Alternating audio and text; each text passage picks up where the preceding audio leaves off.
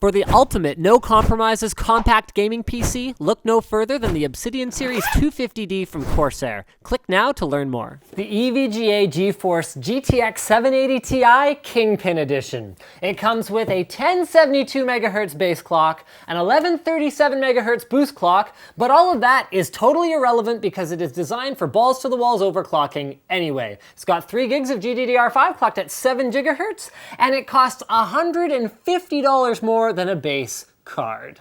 So what do you get for your money? Well, first up, you get a 6-heat pipe dual 100mm fan cooler with a removable PWM heatsink. It's that little red unisync down there. Next up, you get a unique translucent ACX cooler design. So the regular one is black. This one is different.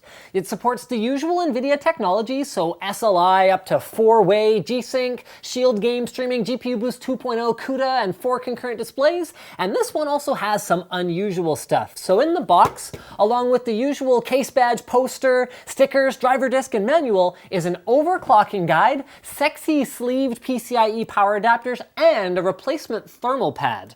Because you never know when you're going to need a replacement thermal pad.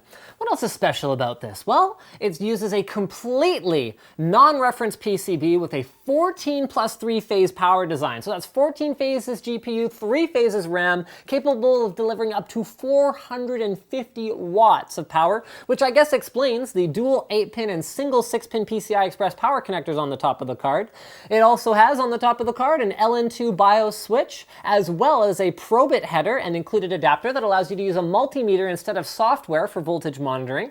Right next to that, we've got, speaking of voltage monitoring, LED indicators that show the voltage health for the GPU, RAM, PLL, and 3.3 volt and 12 volt power inputs. When we move around to the back of the card, I guess there's also SLI connectors up there. When we move around to the back of the card, we find an EVBot header. So that is hardware level real-time voltage and clock speed adjustments that can be made with the EVBot dongle that's available from EVGA. And then the last thing, I guess there's a cool, backplate on it. The last thing is not in the box, but it's more of an available thing. EK has a classified edition water block that will work on the Kingpin Edition card, and of course there are Kingpin's own liquid nitrogen cooling pods if you do decide to get even more extreme than that. Okay, Linus, this is a cool card, but what about NVIDIA Greenlight? The voltages and clock speeds will be limited for warranty purposes, right? Out of the box, perhaps, but I think Kingpin himself put it best. Quote unquote, "You think I would put my name on a locked down card?" he said. "This card was engineered to serve one purpose, to be the world's best overclocking graphics card. Expect GPU clock speeds over 1.85 gigahertz with extreme cooling." So I'll refer to the official owners club thread here, where you can easily find unofficial tools, because out of the box, it's got to be limited, unofficial tools to completely unlock the card and release it from any manufacturer limitations. You will be limited by physics, not by safety with this graphics card, which means that while EVGA has a 3-year warranty, if you do need to return it to them for some reason, you will need to do so with the stock BIOS, stock cooling, and everything back in out-of-box condition, but whatever you do with it in between it arriving and then coming back to them in out-of-box condition is your own thing.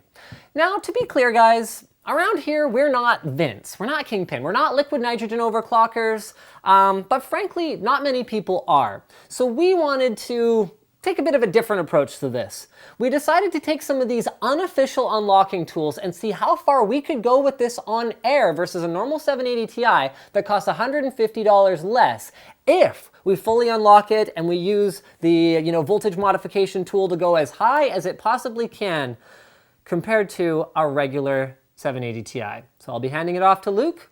Wish him luck. I've called a lot of things beasts throughout the times that I've been on video, but I think it's pretty hard to get this close to the actual definition of beast. This card is ridiculous. It's running at 1333 megahertz on the core clock, as overclocked as it is right now, and about 7,700 megahertz on memory. Both of those things are ridiculous.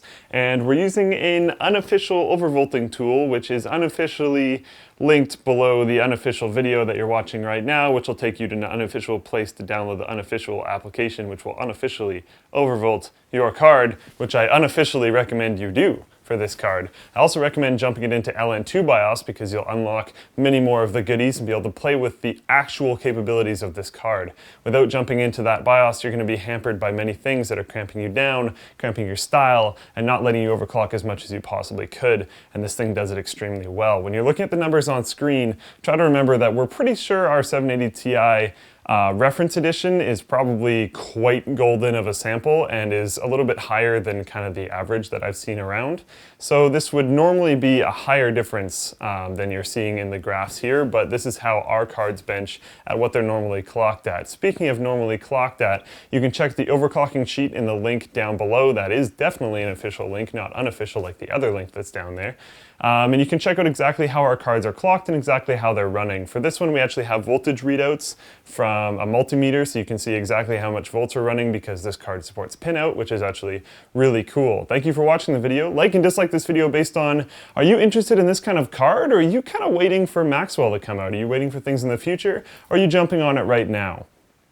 Comment down below with that, and maybe comment on the forums too. You'll get a lot more interaction there like normal. Always subscribe to Linus Tech Tips, and just in case you haven't seen in the last little while, our Star Citizen group is ranked #1 on activity right now, so check that out on the forum too under the PC gaming section, and be sure to apply.